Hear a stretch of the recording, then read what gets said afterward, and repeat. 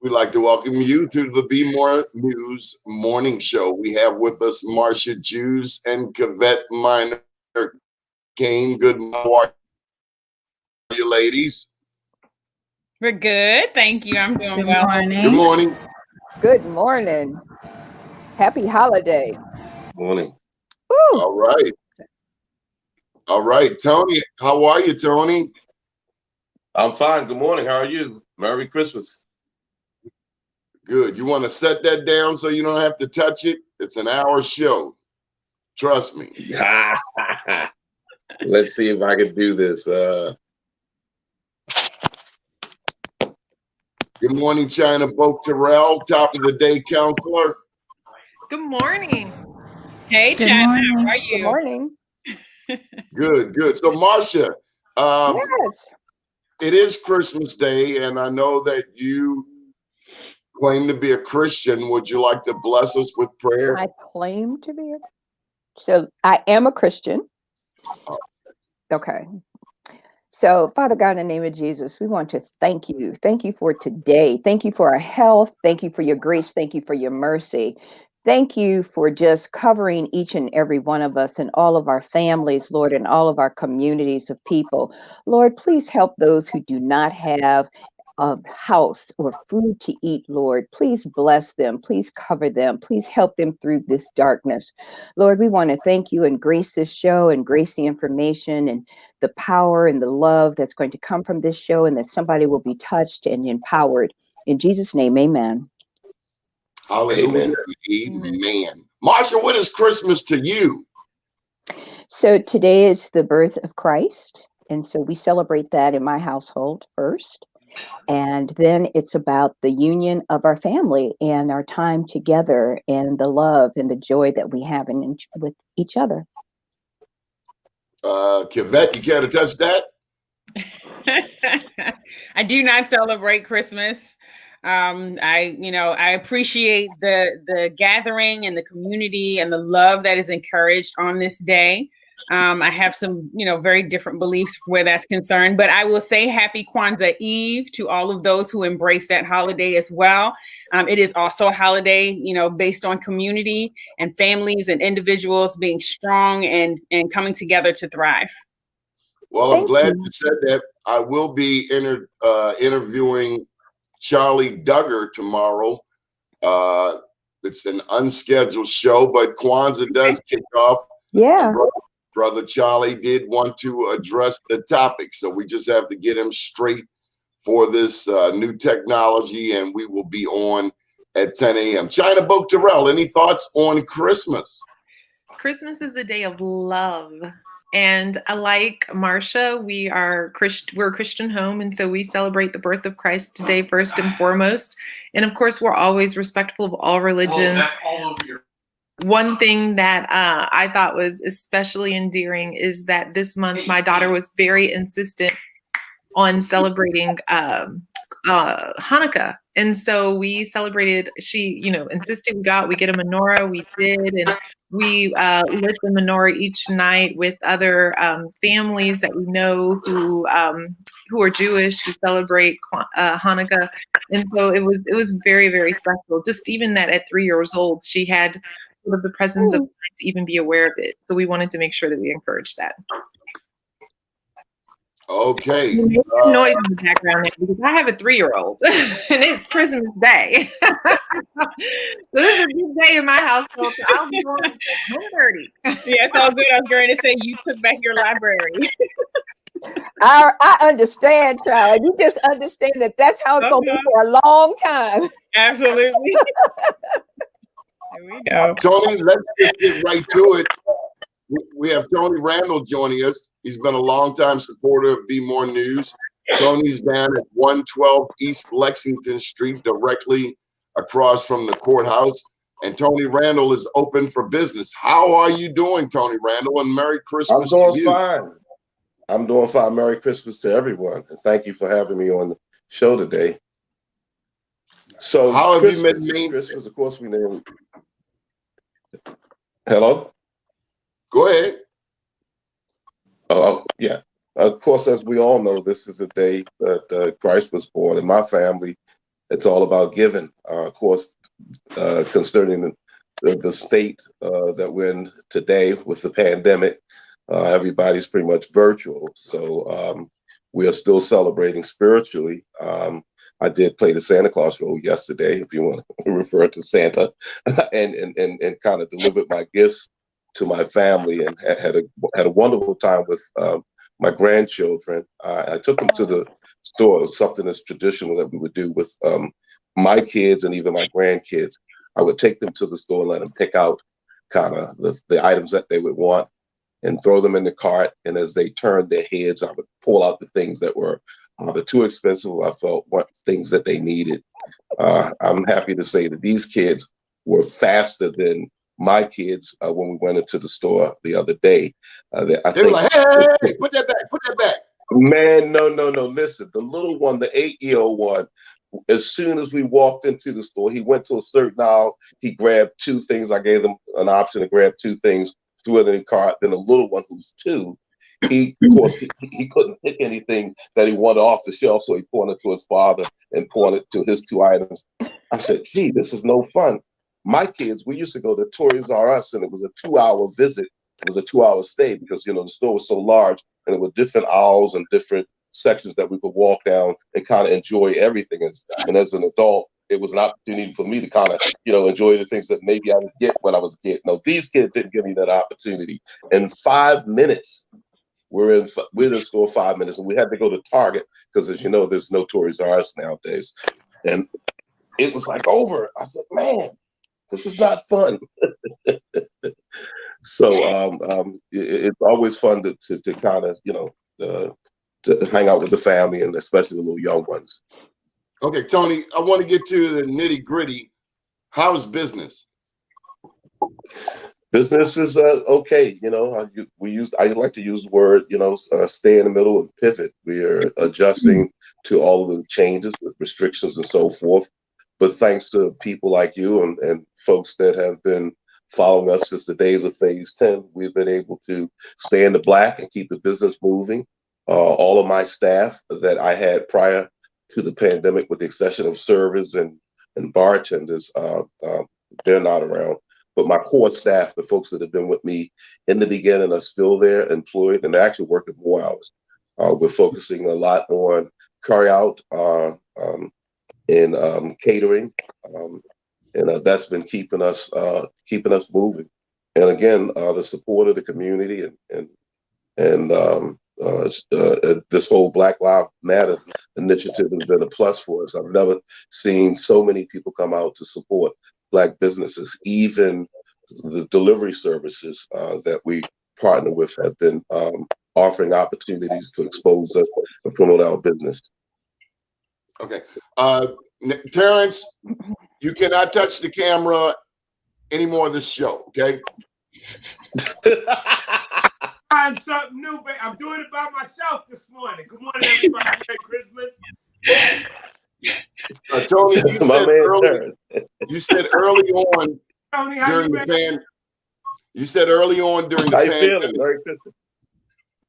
Tony, you said early on during the pandemic that your staff, Terence, don't touch the camera anymore. You said early on that your staff,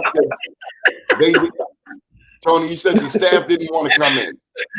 Right? Aberrant behavior. We already know. My staff didn't. Early on, there were some people on your staff, you told me, who said, no, we're not with the indoor dining? Right. We quite honestly, during the entire pandemic, my indoor dining services, when it was available, was very, very minimal. My staff was very uncomfortable with having folks in the restaurant. 2 of them have very chronic conditions, asthma and heart problems. So in consideration of their health and safety, and as well as me, I care for my mother and my father. So we put a lot of focus on sanitizing the restaurant and limiting the number of people who come in and stay. So we took a different path, and it kind of worked out. It kind of worked out for us because when the governor enforced restrictions, and the mayor and the local legislators enforced restrictions, we had already restricted ourselves beyond their restrictions. So that played out well for us because we were already in a different market, focusing on a different area of our business, which is quick service now, opposed to full service. Awesome. Okay. Naja, what's been your experience at the Land of Cushion? Congratulations on your second location. Oh, Hello, congratulations. Eliza. Super excited to see Great. you. Wonderful. Thank you. I love chicken drummies. Just one day at a time. We're taking one day at a time. I'm a proactive person. I don't like to be reactive, so I like to stay ready so we don't have to get ready. Absolutely. So, of course, the first 2 weeks of the pandemic, sales dropped 50%. And, I just took to social media. Your Google business page, use it. It's free. Use Google. It's the #1 search engine. So I was advertising on there and Facebook and Instagram and just letting customers know, especially our repeat customers know, which we have a database of over 2,000. Like, we're here, we're open, we are an essential business. You have to just carry out, pick up, and get the food delivered. We have our core staff too, to Tony's point. So our core staff is still here.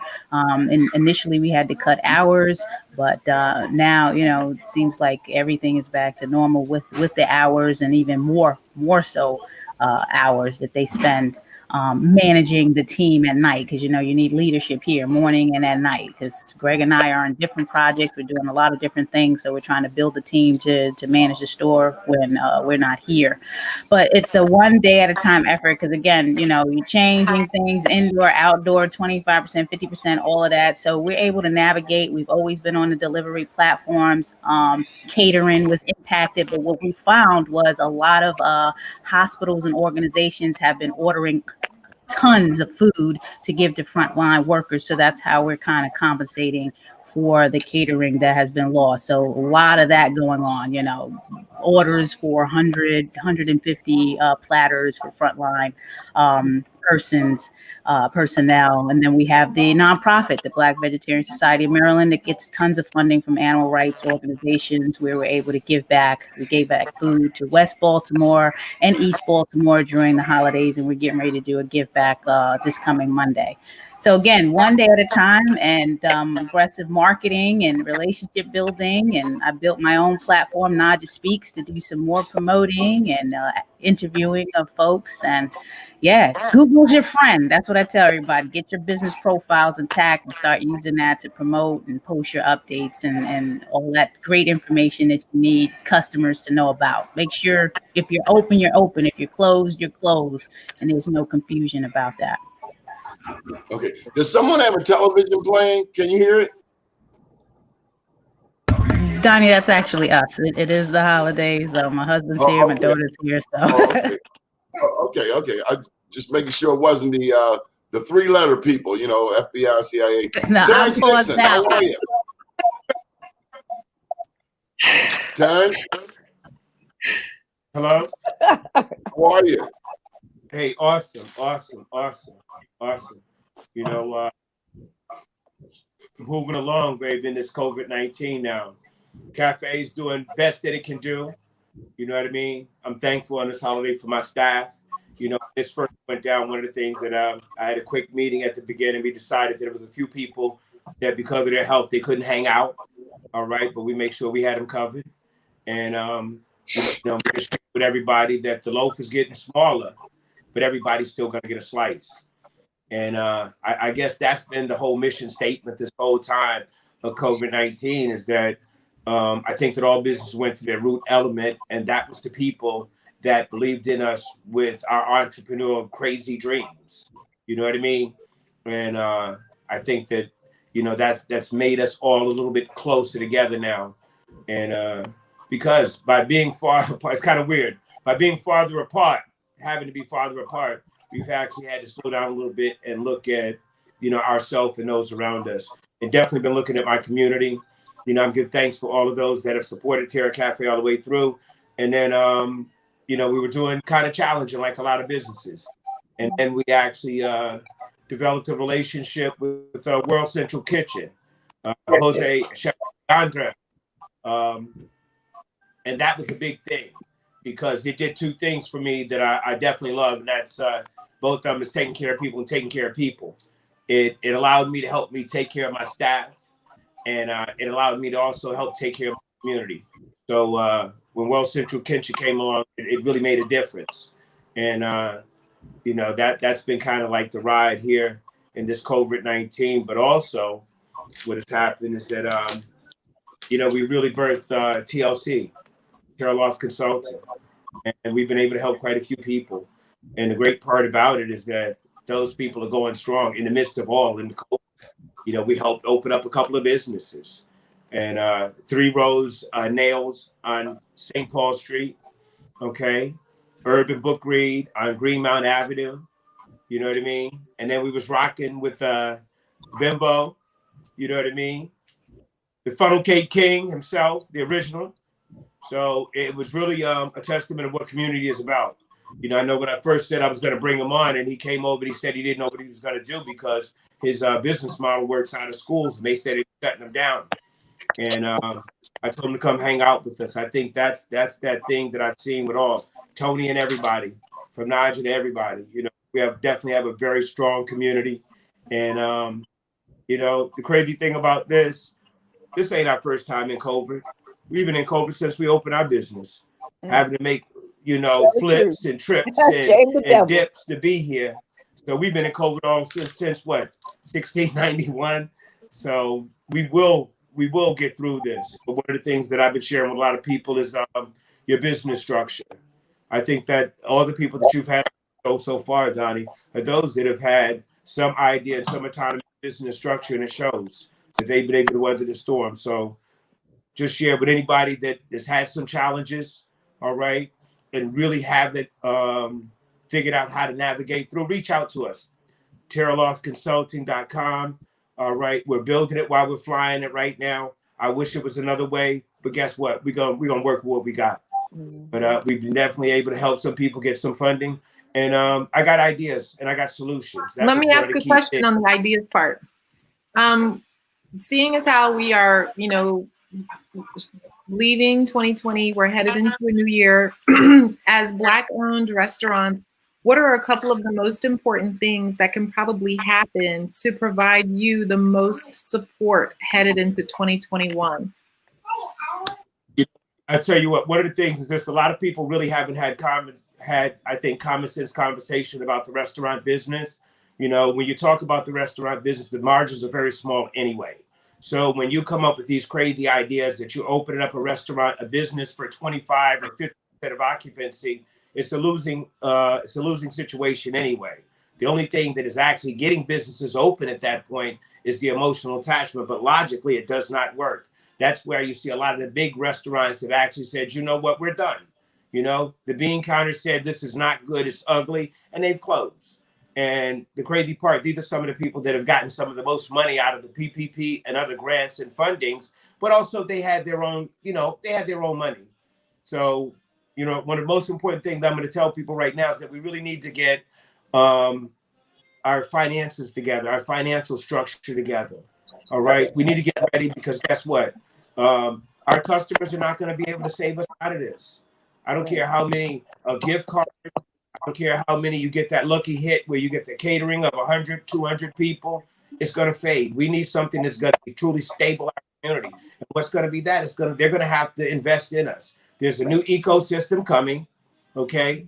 And I'm thinking that using the traditional business practices, your structure, your LLC, your relationship account, you feel me? Those that are going to be investing you with money that you have to pay back, or investing you with money that you don't have to pay back? Well, what we're going to do is this. We're going to position ourselves so we can figure out money that we don't have to pay back. Right. Some of the pivot situations, for example, it's a bar over West that they've had a challenge of opening up. One of the things that we've suggested with them and gave them a plan of actually converting a little bit. Yes, they have the ability to sell liquor, but let's bring some bread, some milk, some of the produce in there. Let's do some of the things that you can just really do. And see, that's a hand-to-hand combat, because if you invest 500 and you make back 15, now you can invest 1,000 and put 5 away. So I mean, that's these a great are things idea, that are Terence. right now. But the one thing is this: just that model itself, there are grants out there for that right now. You feel me? There are grants out there. We just did a great. Yeah, let's hear from Nija and Tony on it too. No, absolutely. I like what Terence is saying, and the grants. Yeah, grants opposed to loans definitely Right. help. And recreating your storefront or your structure is important. So that model is excellent. If we can get something like that going here at the Land of Kush, of course, with vegan and plant-based products, we'd run with that. But I think that everybody needs to be working together to make certain that the and that's how we're going to make a understand it. difference, because Land of Kush could have produce, and we did something where we're helping kids from 1 to 5 with herb gardens and showing them how to cook, and it's virtual. And guess what? We'll get a little grant money for it, and it does lift up our community. So I mean, that's the strategies that we're talking about. We can't look as a loss. We have to look at it as a gain. Marcia. Terence, I got a couple things. One, do the restaurants have to have a 501? Do the restaurants have to have a 501c3 in order to get the grants? Or are you looking for a new designation for restaurants to be given these grants that are obviously non-refundable, but generally you have to have a nonprofit to be able to get a grant? Or should there be something through organization of yourselves in order to be able to get that? Number one. And number two, I love the idea of making some conversions in some of the spaces, because most of our communities are food deserts. So I think it would be very interesting to see vegetables and all of these fresh foods and all of the other things that people, coffee, cereal, whatever all these people need, to have some shelving put in where people can also look at your organization as another place to be able to fulfill those needs. Tony, I don't think Terence can hear, but maybe you can chime in with your answer. Terence, I'm going to write the question, what Ms. Marcia said in the chat. Hear me? I can hear you. Okay, I Terence. can hear you. One second. Terence, Terence. Marcia. Terence. Guys. Terence, you're 4 feet from the microphone. All right, wait. I ain't got no roadie yet, so it's just me. All right, better? It's a lot better, sir. Yeah, you know what? I couldn't hear Queen Marcia just now. Okay, so anything. My question was, do you need to have Hello? I still can't hear her. Can anybody else hear me? I can hear you. Look in the chat, but maybe Tony can answer. Look in the chat, Terence, but maybe Tony can answer. Oh, I'm about to turn my phone around. Hold on. So the question was whether or not you need to be able to have a 501c3 in order to get a grant generally, or some other 501c designation, right, to be able to get free money. And I think that it's really important. And we were having a conversation earlier about the fact that there are so many people who got all this big money, stupid money. And as a collective, we should be dealing with the fact that our community and our businesses have not been getting the money that all these other major corporations whose CEOs are getting 5, 10, 15, 20 million dollars just on their salary alone. So there needs to be an intervention, and there needs to be a collective call nationally. This is really war trying to keep our businesses alive for everybody. And all of those businesses have been close to the brink of going under, and they've been salvaged. They're white corporations, they're major corporations, and they're spending 6 figures on 20, 30, 40, 100 of their top leadership. It's not right. And at some point, we have to be able to work collectively to get our voices heard. 100% right. I'm sick of it. And you know what? No, I think to answer Marcia Jew's question about the grants, I know that there has been funding where I'm sure that the grants for restaurants who are not 501c3s could use that for their establishment and operations. Right. But I know for us, we have a nonprofit that we can funnel money through into the restaurant. So Terence, just a question about the funding that's been out there, the grants, can that be used for what you're saying? I think it can. All of it can. And you know what? There's a lot of grants out there. You know what? BDC, Baltimore Development Corp, has been really helpful in reference to putting some money on the streets. You know, I got a lot of no's from them before. Not my first rodeo with them. But when COVID came, they did make allowances for us. One of the things that I think that has been really challenging in our community is that, understand, we moved from trauma right now, okay? That we've been in business 4, 5, 6, 7, 8 years, all right? And we have been dealing with the same lending institution as that would not offer us credit lines or bank lines. And that was one of the filters at the beginning, was that you had to have an established relationship with us. And that was the first thing that I screamed out foul, because you can't label me essential and you don't give me access like everybody else. And that's why with these grants and stuff, I've been really chopping it up with them and with different sectors and people that have come around, is that, you know, how do you really validate and put a value on Black business? All right. If you take a place like Terra Cafe, what is it worth for me to keep 20 people working? What is it worth for the largest Black full service restaurant in Baltimore City? And the sad part is that, guess what? We do have people that look like us, that have their hands on the checkbook, and they could write checks for us. But guess what? Just because you look like me don't mean you love me like me. I've had other people that have extended more assistance to me, all right, and calling me and if I'm all right, and calling and sending me grants and helping me work through it than some of those in our own community. And that's why I've made it my #1 mission right now for me to extend that hand. You know what I mean? So even, for example, some of the grants and stuff that I get, I make sure that everybody else is all right too. So if we can call investing and helping them a little bit, then it's going to help. I got to do what I got to do. But it really has to come for us. Guess what? Nobody's coming. Okay. Everybody's been in business. They ain't never came, you know. What we do got to do is we got to position ourselves and we got to unify our voice. That's why I'm asking people to sign up. It's simple stuff. Guess what? I just got a email from Wells Fargo today. I just opened an account 2 days ago. I got a $15,000 credit card. Okay. A business credit card, not with my name, but my business on it. And all of this was established during COVID.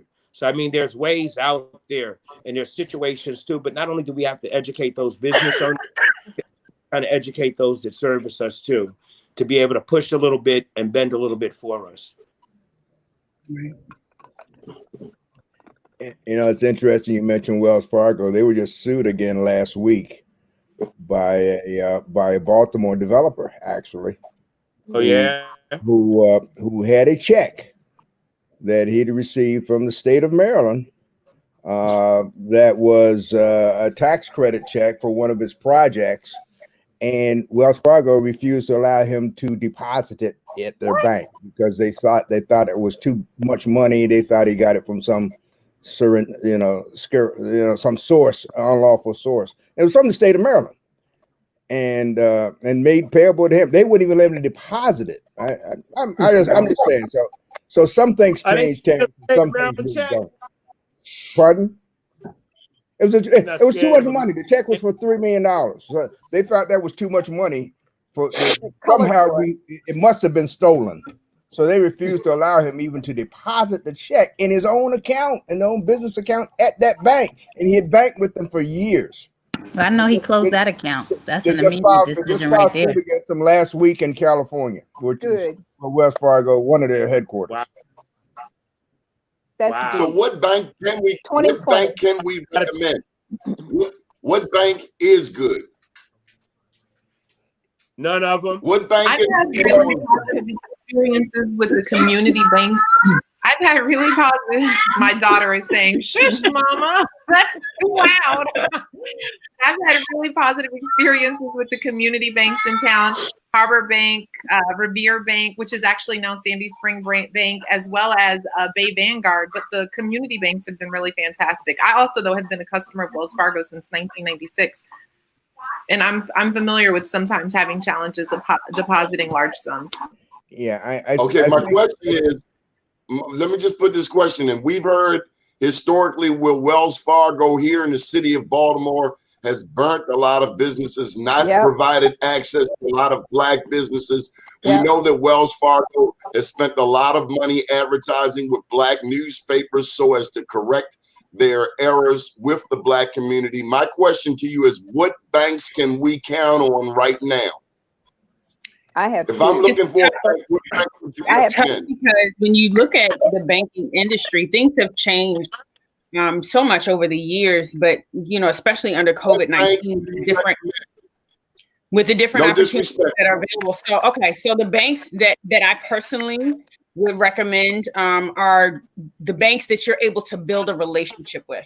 And so the two that come to mind for me, I know here in PG County, Harbor Bank of Maryland and Industrial Bank are both black-owned banks that we can build relationships with, and that need our support as Black-owned banks, as Black business owners, to continue to grow and to be able to have more of a market share for themselves. Let's hear from Nye. I definitely have Harbor Bank, business and personal, and I also have BB&T for my nonprofit, and I haven't had any issues with those two banks. Mr. Bob? I really am. I have my accounts at Harbor, but I'm back at square one. I think we got to start defining our terms. What does it mean to be a Black bank? Come on, tell us. If I got to fill out the same application, and if you're going to use the same credit scores from that Bank of America does, and you're going to make your decision based upon the same basis for allocation of risk and the same presumptions and assumptions, then the fact that the people inside the building look like me doesn't really help me. We've got to create a whole new basis, a whole new system for deciding and change the people who make the decisions about who gets money, who credit is going to be extended to, what credit can be used for. Because if they're all using the same principles, if they're all getting Experian reports or wherever they come from, I don't even know anymore. Right. But if they're all using those credit scores, it doesn't make any difference that the hand that writes or refuses to write the check is black or green or purple. Doesn't make any difference. We've got to have a financial system that's been tailored to survive, to assist us where we are, not where we would be had we been like the other folks, because we're not. Exactly. So there is no credit system for those who have been denied credit. Period. Right? So if you're going to, so you got to tell me what it means to be a Black bank. You got to tell me what it means to be Black anything. Because one thing that we have not done and it's been taken away from us is the right and the ability and the need to define ourselves. How do we do that though, Robert? How do we do it? Conversations like this every morning at 10 o'clock between people whose minds are open enough and able enough to understand the conversation. That's how we do it. And can I ask you how we do it? Excuse me 1 second. Should we have our own credit union? Absolutely. Absolutely. Absolutely. That was the first thing that came to my mind. I was thinking, okay, if that's the challenge, we as business owners, as entrepreneurs, have to go to these banks and say, no, these are the credentials that we do have. And what can you support? How can you support us with that? And if they're not willing to, then we have to create an organization that we'll be able to go to get that kind of support. And, a credit union is the number one way that you would be able to start that up. Yeah, but we also need an action plan. We can talk about it all we want to, but if we don't take any action, then we're going to end up in the same place we've always been. It's a circle. It's a circle. Yeah, remember the developmental credit fund? See, that was Kurt Smoke's answer to providing, funding for the Black community. The fact of the matter is, almost every program that there is to provide, quote, capital to Black business are loan programs. Yep. But let me ask, what happened with Mutual? I thought they were doing. You cannot finance your business if it's over leveraged. Right. You cannot grow because to be successful in business, you have to have your mind attuned to be able to react to the issues that appear. And if all you got, if your biggest concern is making sure I got enough money to make that note payment, then you can't be planning the future of business. Do anything. What happened with MQ? We need equity, and we need to put the requirement for producing that equity on those among us who have it.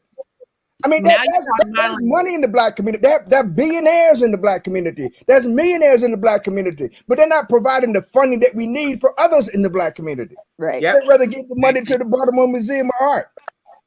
Yep. Let me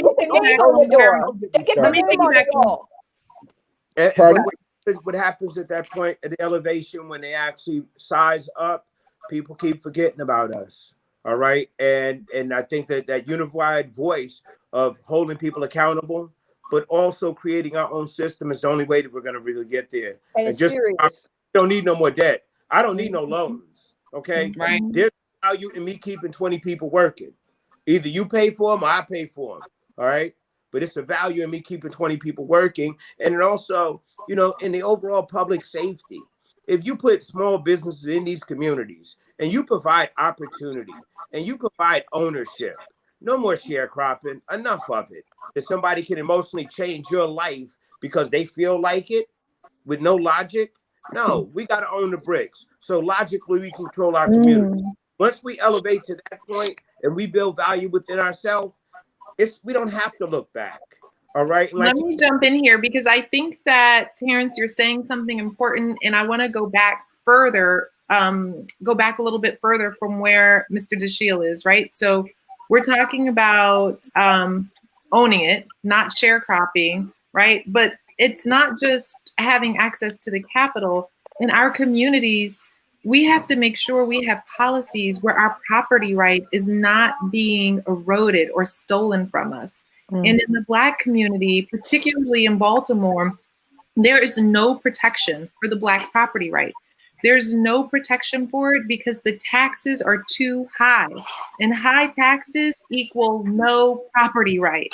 But because we are having this, in our community in particular, we have this love affair with high taxes where we think that high taxes mean that wealth is being redistributed from the rich to the poor, where we think that high taxes are a ticket to great schools and great services, and none of it is true. And it's never been true. It wasn't even true in the Reconstruction when we had so many Black politicians and they all raised taxes as a way to redistribute wealth from white plantation owners to newly freed slaves. It didn't work then, and it's not working now. And until our Black political class figures out that the way to help us stop sharecropping, the way to help us have ownership, the way to help us have access to capital and get loans from banks that have, or not loans, but to have financing arrangements that actually benefit us and our businesses, we actually have to have lower real property taxes and lower personal property taxes. That is like the fundamental foundational issue. China, I couldn't disagree with you more. The fact of the matter is your argument has never been about the taxes. It's always been about what the tax money was spent for. You haven't heard a Republican in years talk about the deficit. You haven't talked. It's like it doesn't matter anymore because the money is being. First of all, a bunch of money was given back to them. Started with Reagan, really, and Trump was the cream de la creme, but it started there. The issue has always been about what we spend it for, not how much we spend it or even how we get it. It is how much we spend it. Right now, we pay 2.5 times more than any other county. Because counties with good services don't pay that much. We're overpaying for an inferior service.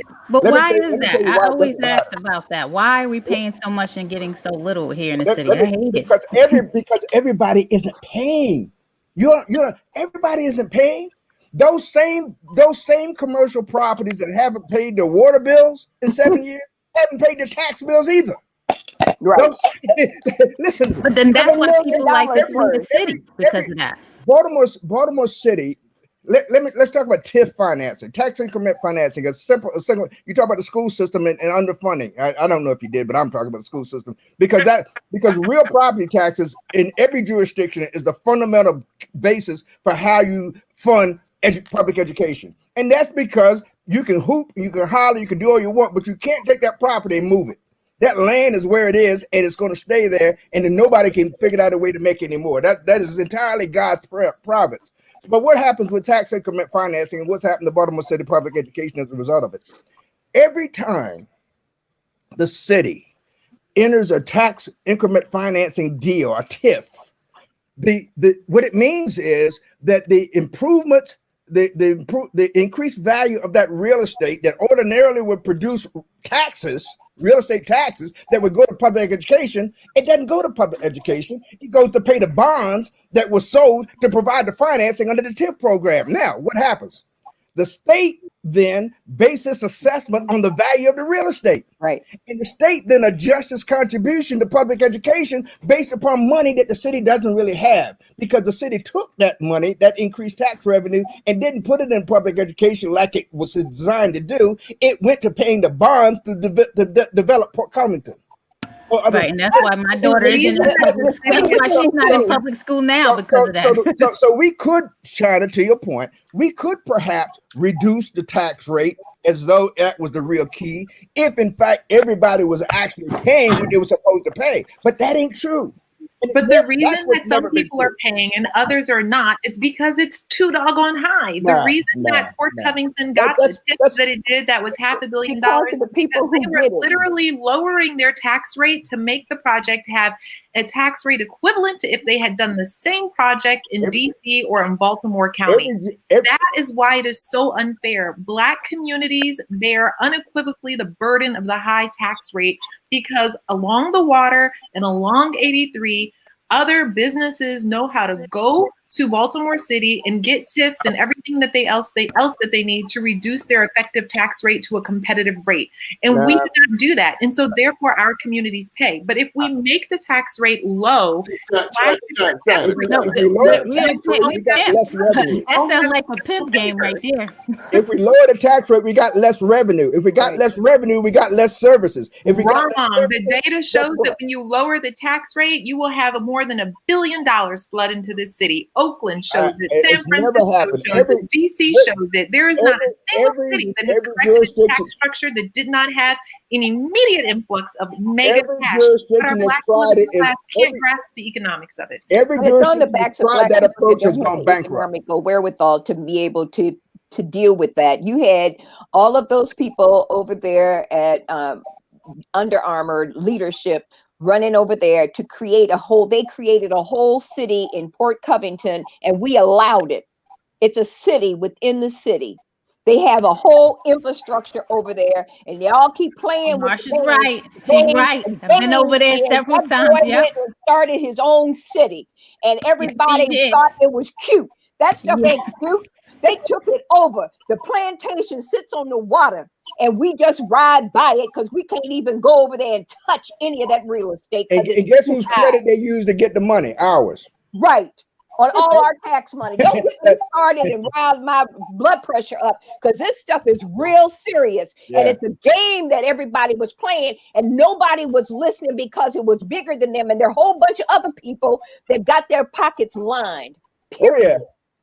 Well, you can say the same thing about the convention center and almost every other project. Really, it's wrong. It's wrong. It's wrong. And you talk about reparation.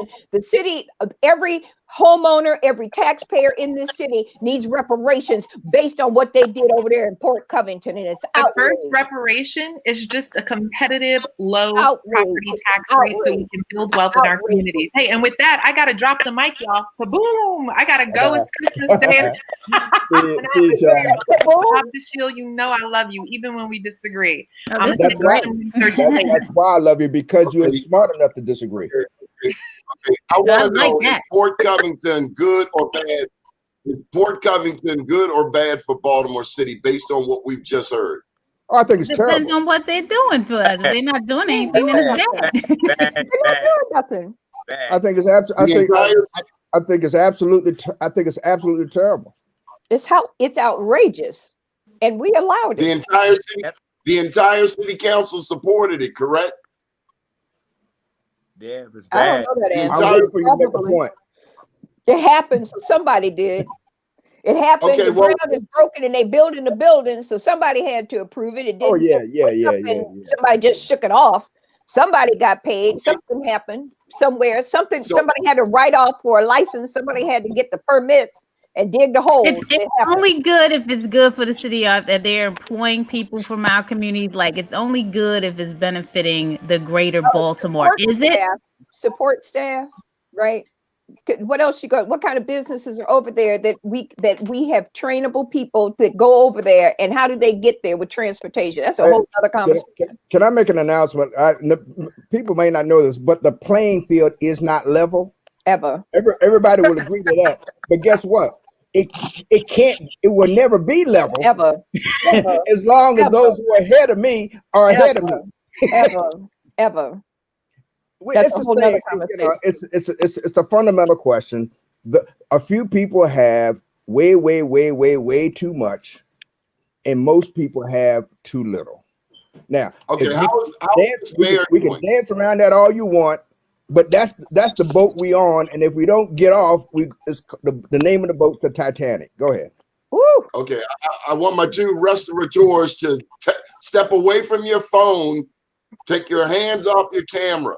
Do not touch your camera anymore. This broadcast. You're not talking to me, right? How is the mayor doing? How is the mayor doing? He's doing all right. I mean, he's doing what he's can. He's doing what he's can with what he has. I don't have any negative feedback. No. Listen, I think that sitting here in the middle of COVID. This mess wasn't stirred up in a day, and it's not going to get thinned out in a day. All right. You know what I mean? My big thing is this. Guess what? At least he got some people around him for right now that, he's allowed to share an opinion of what's best for the city. And on a couple of these panels, I've seen some people that have been out there doing the work. So kudos to that. It could have been a total panel of people I don't even know. And then that. Well, I don't want to backpedal, Terence, but the Restaurant Association of Maryland came out against shutting down 100%. Yeah, and I'm on the board. I'm on the board of the Restaurant Association in Maryland, so I'm not going to speak too heavy about that. But yes, they did. Yeah, Mr. Bob, what do we make of it? Donnie, guess what? That had nothing. I started off saying we've been in our community. We've been dealing with COVID for 400 years. COVID is just another name for the current threat to our existence. In all matters, we must balance. We start with the end in mind. Okay, now here's what I believe, and I've said this to the mayor by text anyway, and Terence knows my feeling about this. Yes, COVID is bad and it's serious, and people are dying. 330,000 people, as I recall, or close to it, have died now. But that doesn't mean we react a knee-jerk reaction. We've got to assess risk, and we got to evaluate the facts. Here are the facts. Every place that I go in now for personal service they go in and they put this thing on my head. They say they're taking temperature. I don't know what the heck they're doing. But anyway, it reads out and they let me come in. So that's the first protocol. Then I go in and they sit me someplace 6 feet away from somebody else. That's the second protocol. First, I got to have the mask on when I go in. The people who are not going to restaurants in Baltimore City have not stopped going to restaurants. They come to restaurants in Baltimore County that do what I just said. That take the temperatures, that space the tables apart, and they tell people at the tables if they're not eating, to keep the mask on. Now, those people came there together. So they've already made a decision that they're willing to take the risk of infecting each other. So the only real issue is, have I done enough to protect people who didn't agree to take that risk? Did I take everybody's temperature coming in the building? Did I move the tables far enough? The zero-sum game doesn't work, because in the zero-sum game, we always lose. Right. We always lose at the zero-sum game. Those 20 people that Terence is talking about, they will tell you they don't want to catch COVID, but today they're sitting in their homes wondering, not just bemoaning the fact that nothing's under the tree, but they don't have any place to go to work Monday morning. Yeah. That's what they're bemoaning. If the goal of any economy is not to create more memberships in the Center Club or not to create more people who have offices on the 25th floor, or not to create more Calvin Butlers or any place. So he can be. The goal is to provide compensation for the workers so they can support their families without having to work multiple jobs to do it. Somebody has some back. And you want to know what? And you want to know what? You're 100% right. But then also we have to look at this logically too, from a business standpoint. That if you're telling me that I run a small business and my margins are small and my numbers are down 75%, and I have to only open up and serve 25% or even 50%, guess what? I'm passing money. I'm making sure my employees get paid. But what happens is that my business is getting buried because that debt still keep coming. Yes. See, like I said, that right now we're operating on the shoestring of emotion to be open. You know, if the bean counters count on me, they would have hauled my ass off a long time ago because it didn't make sense in what we're doing right now as small business. And that's why I shout out that guess what? We know that this problem is there and it can only be solved by a check, and not a check that is debt, but a check of payment for us being open and being essential and taking the part of leading our community, because our business are more than just feeding people. We're feeding hope. And that's all we got right now is hope and a pack of guns. And stop right there. Where's that? Who writes that check, and where's that money come from? I tell you what, I keep seeing it on the news. You know, we're not gonna put it all out there, but I done put some grants in some people that I don't know why in the hell they still in business. All right, because they're so detached from their black community and their whole board is black. And guess what? That's that free money. And that's what I'm talking about. A grant, free money, whatever. Guess what? White, black, purple, plaid businesses need free money right now. We do not need Period. All right. Period. Because what you're doing is that big business will get paid. That means you're giving me money of a loan. I'm going to pay my BG&E. I'm going to pay my insurance. I'm going to pay cable. I'm going to pay all big business. But guess what? I'm not going to get paid because I still got the debt. That's all you did. You didn't. Right. Nobody helped me. Okay? Terrence, that's huge. Say that one more time. You are paying all the bills of all these big corporations whose leadership makes 6+ figures. Listen, let me tell you what. Let me tell you what. BG&E called me. They said, your bill for the moratorium, damn right I didn't pay them nothing because I had to pay my people first. They said, listen, your bill's 20 grand. We're going to look out for you. All right, I'm thinking, hey, we're going to look out. They're going to take 50% off, 75% off. They said, hell no. What we're going to do is we're going to spread it out over 24 months.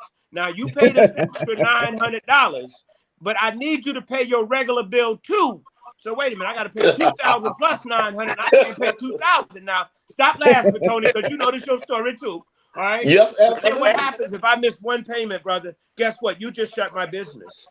They just shut our business. So and guess what? Those should be grants right there. Right. Just waive all of that. It shouldn't even be a conversation with how many $1 million and they have the money for the grant. Ritz-Carlton owes how exactly much money for Ritz-Carlton?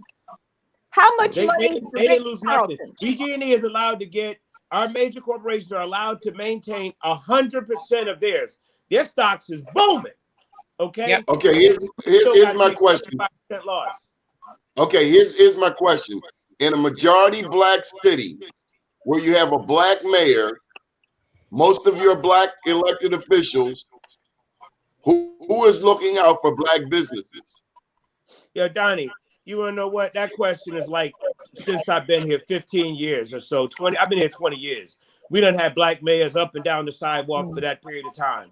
Okay. We had a few that really did look out for us, okay, but never to the full extent of the community. Can I bring in the thought that maybe those officials are not completely responsible for our businesses, but that we need to make sure that those in our community are actually supporting our businesses as well?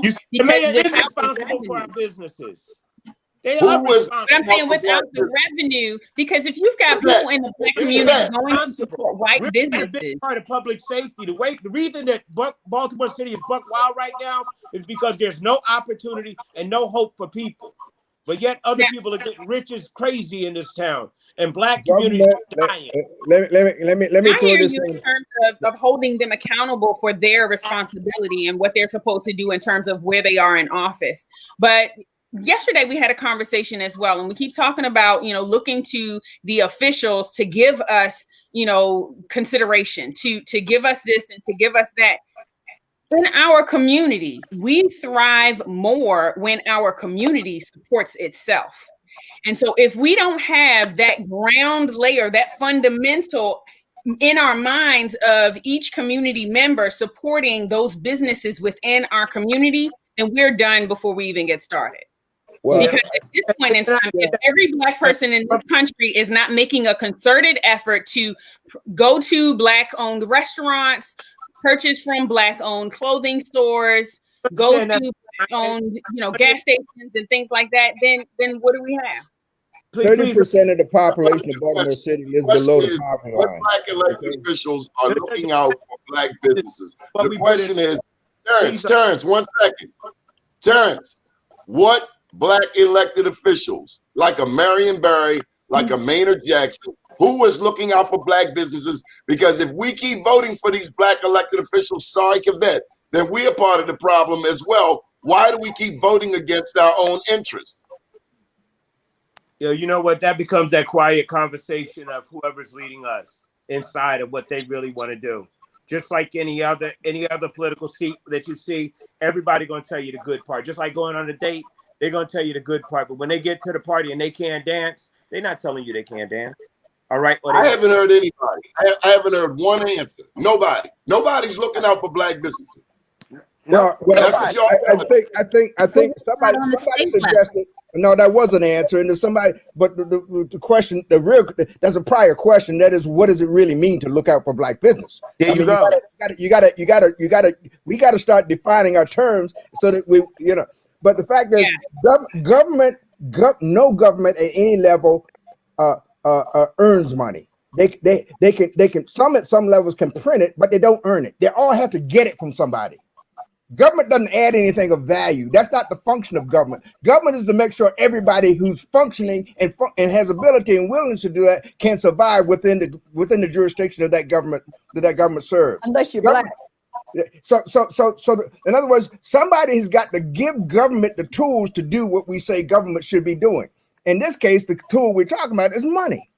So, for example, if Baltimore City wants to raise money, how is it going to do that? Well,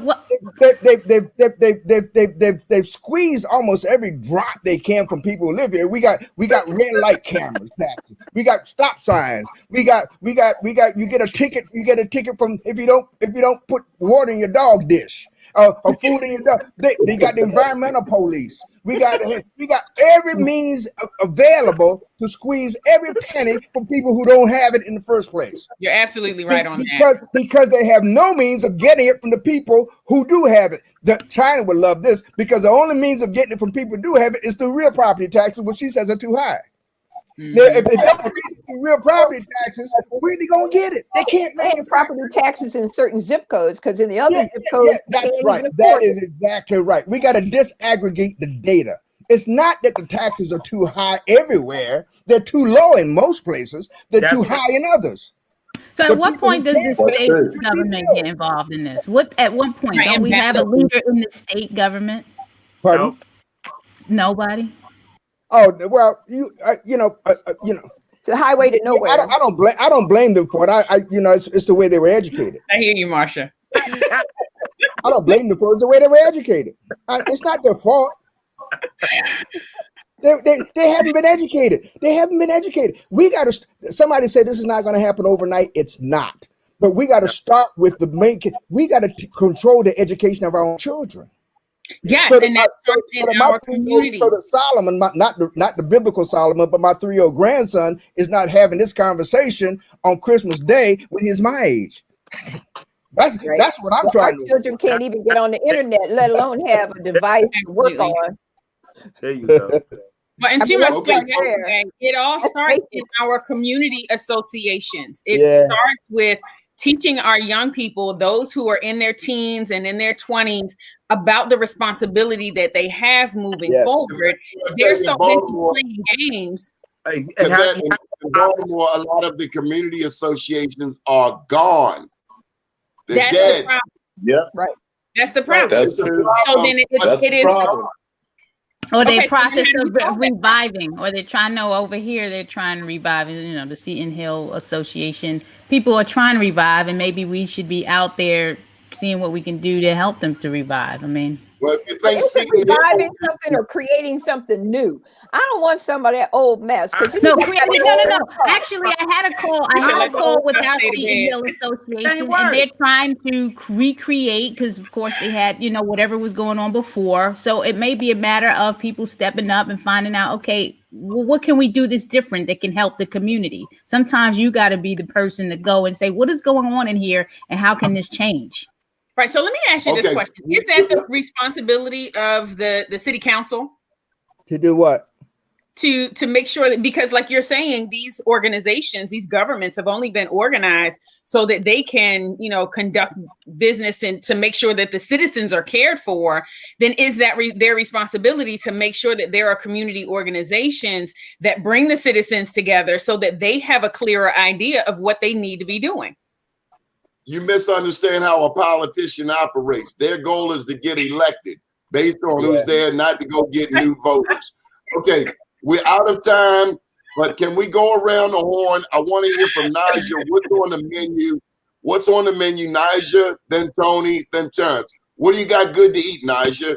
We got vegan soul food, award-winning vegan crab cakes, our staple Kush BBQ ribs, mac and cheese, collard greens, yams, curry chicken, all of that. Like we're award-winning. Did I say that? Landofkush.com, known internationally, not just locally, internationally. Landofkush.com. We're open 7 days a week. Okay, it's on Google. How many people do you employ, Naja? I think we got about 14, 15. Sometimes it's hard to keep track. But yeah, we're up there. Tony. Hey, of course, we got to have the freshly made mac and cheese, collard greens, mashed potatoes, yams, catfish, jumbo lump crab cakes with no filler, bayou pasta. If you want to take it up a notch. Jumbo lump crab cake, no filler. That's right. 5 ounce, no filler. Cajun salmon. Are you open for business now? We are open today. We open at 3 p.m. today. We open 7 days a week at 11 o'clock every day. During the week, we close at 9. On the weekends, we close at 11. And everything. We're a scratch kitchen. I think everyone on the call here prepares their food daily. We got a prep team that comes in early in the morning to prep the food, so it's fresh for you to be distributed to our community and those folks that want to partake in great food, quality food. So it's fast food. How many employees? How many employees? 8. Awesome. I'm 10 right now. I think Terence and Naja can relate to that. We're like, you got to count us. Okay, add 10 to that 8. It's 18. and I should add that both Naja, Tony, you're both family businesses. You have family. It's generational wealth involved. Yes. Definitely. Okay. Yeah. Yes. Definitely. Terence Dickson, Terra Cafe, located on 25th Street. We have the best fried fish in the world. Yes, you do. World. Everything's from scratch. Macaroni and cheese, yams with pineapple, vegan greens, them crazy string beans with the red potatoes in it. Not them church string beans to turn brown. It'd be nice, green, and crispy. All right, we got you right. Everything is made fresh. It's like but you ain't got no pork sauces. Uncle's still looking for me, and I got. You know what I mean? No pork. Okay. Here's a fun question. Of you 3 restaurateurs, what suggestions can you give me to make my collard greens better at home? Season them. Buy them out. It doesn't get any. Don't do that. Get a cookbook. Hot sauce. Hot sauce makes everything good. Yeah. Oh my God. Hot sauce always. Hot sauce. You got hot sauce in your bag. You bet. Y'all funny. Thank you, everyone. Merry Christmas to everybody out there. Merry Christmas. Merry Christmas. Merry Christmas, everyone. Happy Kwanzaa. Yeah. Thanks, And Good seeing everyone. our prayers are with you all. Our prayers are with you. Absolutely. Thank And you. Same remember, you can Come and send us advertise. some checks though And, too. and for these Black-owned businesses and restaurants, we want your dollars along with your prayers. Yes. Absolutely. Absolutely. But if you Absolutely. can't pray, bring your money. Come on. That's right. The new Cadillac. Or credit card. So are you open today, Terrence? So Terrence and Najee, you guys are open. No, we're closed today. We'll be open tomorrow. We're Okay. closed. You know, we Terrence, got to give our staff, you know, even though we're not into the Christmas holiday, we got to let the staff enjoy time with their family. Okay, Terrence, are you open today? No, I'm closed today, but we'll be back open again tomorrow. And everybody wait. Dirt Garden is coming along. Donnie, ain't it bad? Ain't it bad? It is. What about Terra Loft Consulting, Terrence? Terra Loft Consulting. You want to put a plug in while we have you? All businesses out there. If you know of a business in your neighborhood that needs help, whether or not they're here in Baltimore, Charlotte, Atlanta, LA, reach out. All right, we got some solutions. Yeah, I'm about Right. to connect with Terrence on something too, right? Okay, Me and Terrence, you know, Okay, and Tony, I just want to confirm that Tony, hold on, Terrence. Tony, I just want to confirm that you're open today. 3 p.m. to 11. Okay, at 3 p.m. to 11 p.m. today. All right. What's the address? What's the Hey, address? Johnny, 112 East Lexington Street, 112 East Lexington Street, downtown Baltimore, across from the Clarence Mitchell Courthouse. Okay. Hey, You can visit Johnny, nextphasecafe.com and see that today's menu is online at nextphasecafe.com. Great. Okay. Hey, Tony, I need Yes. one of them big jumbo crab cakes, man. I got you. Come on down, man. I got you. Touch. I'll be down. I'll swing through about 3:30. Tony, you Hey. got something for me? You got at least one thing for me, you know, on the menu. Whatever you want. Come on down. What kind of vegetable? Come down. Because Saute it's just gonna be mushrooms three or of us something. today. Saute mushrooms. Hey, I Your want screen some pork working. sausage. I want some pork sausage. Pork well, sausage, you know we don't have any. You just been talking about some pork sausage the whole time. Pork I can't sausage. Oh, believe- you I have can't to go to believe- the store, Robert. Hey, hey, I'm so happy my grandmother not here to hear y'all talk like that. I'm sorry. we don't want to raise your blood pressure. We're Hey, trying to give turkey you chop. some Want a turkey southern chop? food, but healthy southern food. All right. Thank you, No everyone. fat, no meat, no pork in our collard greens. Hey, Love Have a you. day Awesome. I and down appreciate it. I tomorrow. appreciate it. Do your All right. day All right. and everything. Leon Big Pen Nothing ain't to it found no but to more. do it. All right. Merry Christmas, everybody. Merry Christmas, everyone. Same to everybody. Bye bye. Merry Christmas. Take care. See you.